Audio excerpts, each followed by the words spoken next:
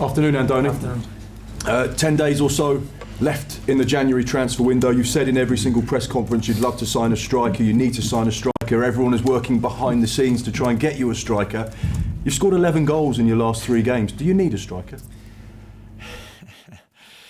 I think we need, and we are trying to find number 9. Is true, but it's also true that it's not easy to sign players in the winter market.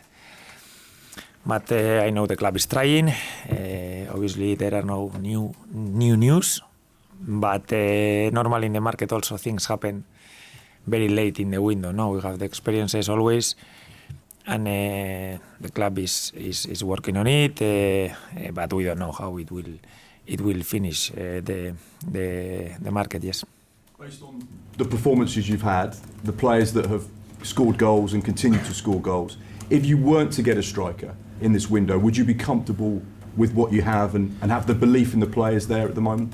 Yes, my players, they are showing me that we can trust them, and they are performing very well in their position, in other positions, and they are keeping the performance level very high, and I hope they can continue like this, no? But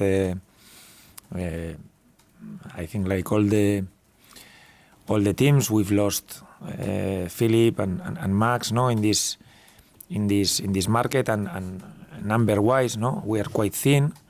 So I think that's the main reason, no, why we need one player. Yes. Would your message to the Bournemouth fans be that we are working really hard? If we don't get a striker, there's a good chance we'll get someone in just to add something to the squad. Is that the plan? The plan changes in the market very quickly. So one thing is what you want, what you need, and then especially in this winter market, probably you will not have your perfect scenario, the perfect player that adapts to your system, and so you will have to decide, I suppose, and we will talk, and the club will decide, and whatever is the situation after the market, we will be ready to fight, and we will be in a good spirit. But obviously, as long as we have a chance and the market is open, we will try to improve the team. Yes. It's been a phenomenal season, and every single Bournemouth fan is loving watching their team at the moment. You're on a club record 10 Premier League games unbeaten. You went to Newcastle, who were themselves on a 9-game winning streak, and not only did you win, but you won convincingly. It seems like in the last few days, in the last week or so, everyone has sat up to take notice of Bournemouth. Suddenly, people are realising what Bournemouth fans have seen throughout the course of this season so far. Are you surprised at how much attention, how much recognition you're now getting, even though you've been doing this all season? Yeah, I don't know. I don't feel it's something different from other weeks. I think probably we are happy because last results, and we are in a good run, and especially you play Chelsea, you play Newcastle away, you get some results. But I feel we are trying to do what we've been doing, no? As you said, no? all the season. We will try to keep this level of performance as long as we can, and but it doesn't get any easier. We know now the games we have now. We play Forest, we play Liverpool. Both of them are basically they are first and tied second. So the most difficult games probably you can find nowadays, and let's see if we are at that level, and if not, we have to continue also, no, performing. Yes. There's been a lot of media attention. There's been a lot of nice things written about you and your side. A lot of fans at other clubs in the Premier League are saying we should be getting Andoni Iraola. He's the best up-and-coming manager. He's the man to lead us forward. Big clubs in the Premier League. How does that sit with you? I think you are not as good as when you win, and you are not as bad as when you lose. No, when you lose, everything is a disaster. When you win, everything is perfect, and all the decisions are good decisions. And no, I think we have to keep performing like we are doing. Still early in the season, still a lot of games to play. We are in a nice position now in the standings, but is to keep your position once you are in the top half, let's say, is difficult, because the teams around you, they normally win. So you have to keep performing in that level, and we'll see if we have the level, no, to be on that conversation. Really insightful, interesting, intriguing game this weekend. Obviously, probably the two surprise packages of the season. Nottingham Forest, incredible campaign, currently 8 games unbeaten in the Premier League, against obviously Bournemouth, who have their record themselves. One interesting fact is that Nuno's side have the lowest possession over an average in the Premier League this season, just a shade over 39%.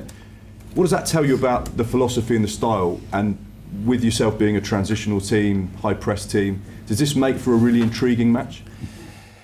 It's going to be not intriguing, it's going to be a very difficult match for us, very difficult. You said some stats. For me, they are coming from 7 wins and 1 tie against Liverpool. Basically, they are the most informed team of the league, for me.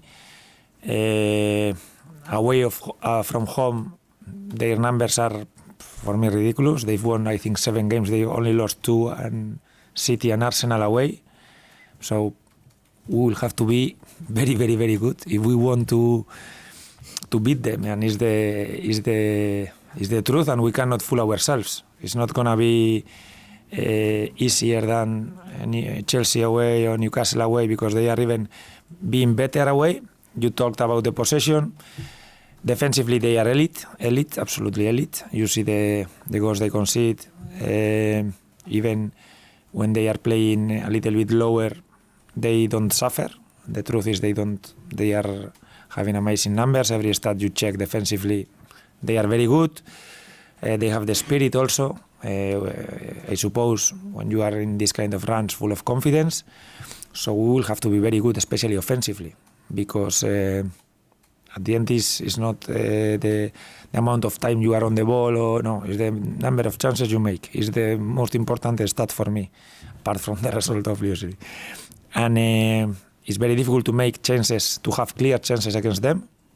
So we will have to be clinical, because the way they've played all the season, we will not have the number of shots and chances we've had other games. So we will have to be very good in front of the goal, because they don't give you a lot. Do you have to be wary of the way they start games as well? Because in their last 22 matches, they've scored the first goal 18 times. So fast starts, high intensity from the beginning, very much like yourself. Yeah, I think also we talked about this before playing Newcastle, no? Are teams that they start very strong.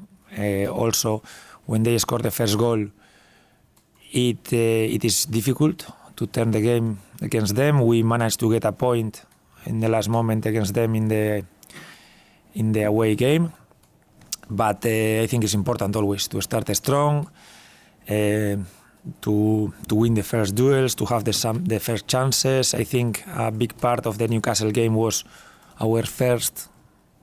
Overall we played very well, but first, 10-15 minutes were very, very good from our side, and we will try to do it again against a team that is used to start strong, score first, then play even like strengthening their counter, their how they attack the spaces. But if they score first, also we'll have to adapt, and we cannot give up. But it's true that it's going to be important who scores first. And just finally for me, some team news. Obviously, I know you're a wafer-thin squad at the moment. You've got 9-10 injuries. Have you got anyone coming back that you didn't have against Newcastle? The only player that has started training with the group is Tavernier, Marcus Tavernier. But I don't know if we are going to have him tomorrow. We will have to decide, yes, we will have to decide. Even if we put him on the bench, maybe we don't use, I don't know what we are going to do with him. But he's the only player that really has started training with the group. And no other fresh injuries? Everyone else is okay? No, everyone else is okay, yes. Thank you. Thank you. Thank you. Given the form Newcastle were in, given the injuries you are still battling with, was that performance and win at Newcastle the best since you've been here? I think so, yes. Yes, if I have to say, I think it's probably the best game we've played. Yes, here in this. I remember very good games, but probably with all the circumstances, with how Newcastle were coming from, how they were playing, and how all the game happened, I think it's probably yes.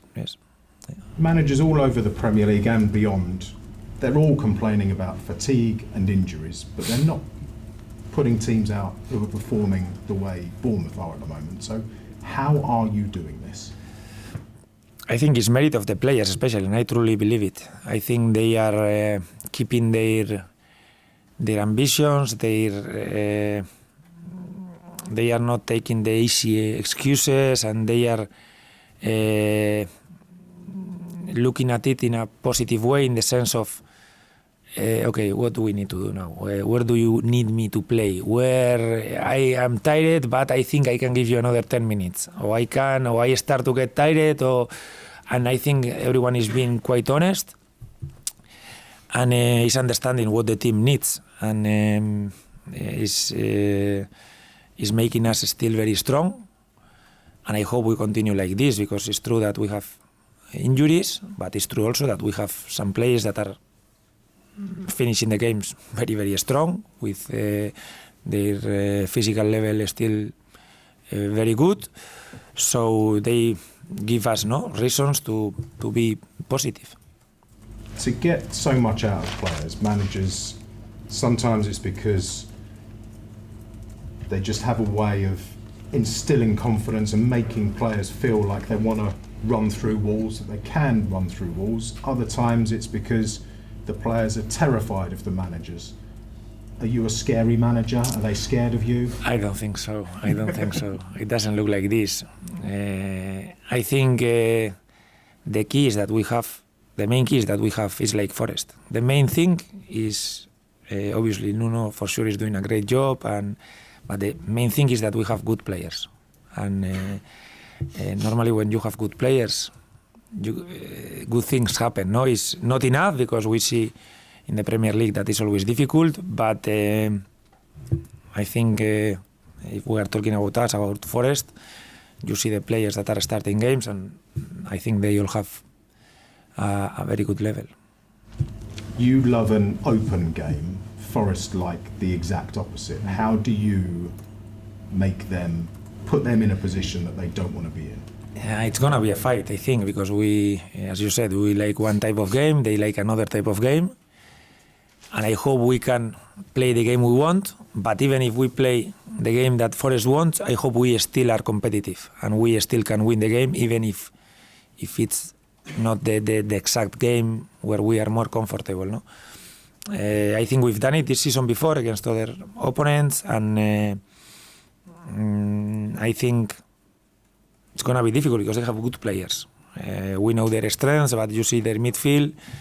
They are playing Gibbs White, Elliot Anderson, Nico Dominguez, players that are very good on the ball, and it's not easy to take the ball from them. It's true that they don't have a big amount of possession, because they go direct and they are good. It doesn't mean like they are not good on the ball. They are very, very good on the ball. They have very high quality. The fullbacks very offensive. So it's if you are not very, very prepared, it's going to be a difficult afternoon, because they've shown it in the highest level. Yes. And does Chris Wood offer a different challenge to most other centre forwards? Yes, he's a classical number 9, and he's a goal scorer. He's very valuable for them. He gives them a lot. Because even obviously his aerial threat is big. He wins a lot of first balls, but also he can attack the spaces, and he's the first one to defend, to help them in their shape, and he's a very good player. And his numbers speak by themselves. No? And just finally, you've spoken about Lewis Cook many times this season because he's always excellent, but the way he's slotted in at right back, am I right? He'd never played there before. He's making it look very easy. As a former right back, what do you make of what he's doing? He's performing very well for me. He's someone that has, for me, a not easy to find condition. That is an inside player, that is obviously that he has been playing there, but he's very fast. So normally the inside players, when they go outside, they struggle because they cannot deal with this sprint, this speed of the wingers, and they don't want to lose the middle, no? But he's comfortable there. Even when he plays inside, if he has to follow the half space, we see that he's fast. So I think that's the main reason. He's comfortable playing outside and inside. And this is not a lot of players can do this, because the outside players, you have to be very used to play inside, because you have to playing inside is difficult because the pressure comes from everywhere, and it's opposite. The inside players, they don't have normally the speed, the physical conditions to play outside and deal with Anthony Gordon the other day, or whoever they put as a winger, no? And I think Lou has it, and it's very good for him and obviously for us now in this moment, yes.